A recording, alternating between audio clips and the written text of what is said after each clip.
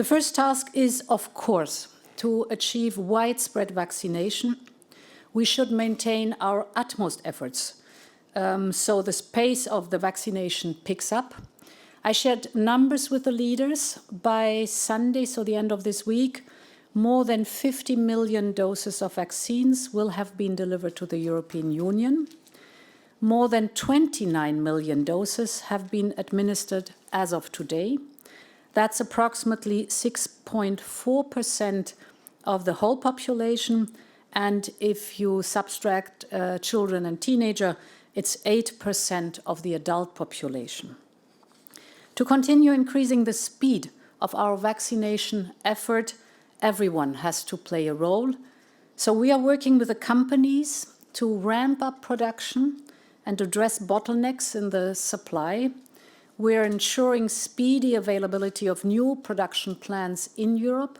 A good example is recently BioNTech starting the new plants in Austria and in Germany, Marburg.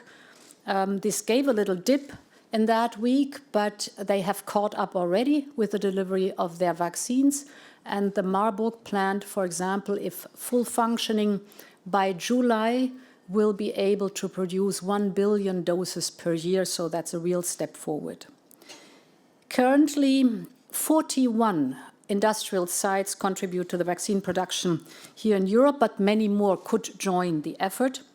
So we are strongly encouraging cooperation between industrial actors.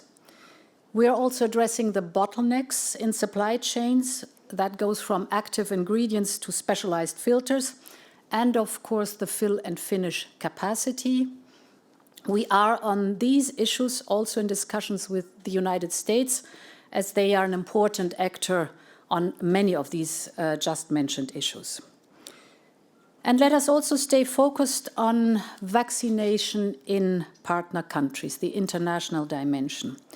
The European Union has announced a doubling of its support to COVAX to 1 billion euro. If we take the whole of Team Europe, then Team Europe contributed 2.2 billion euros to COVAX. But in parallel, as we know that a vaccine in kind is desperately needed, member states should make use of the vaccine sharing mechanism we have proposed last week to organize potential donations of vaccines to our partners. A brief look on the variants. It's our task to detect and tackle as soon as possible, as fast as possible, variants.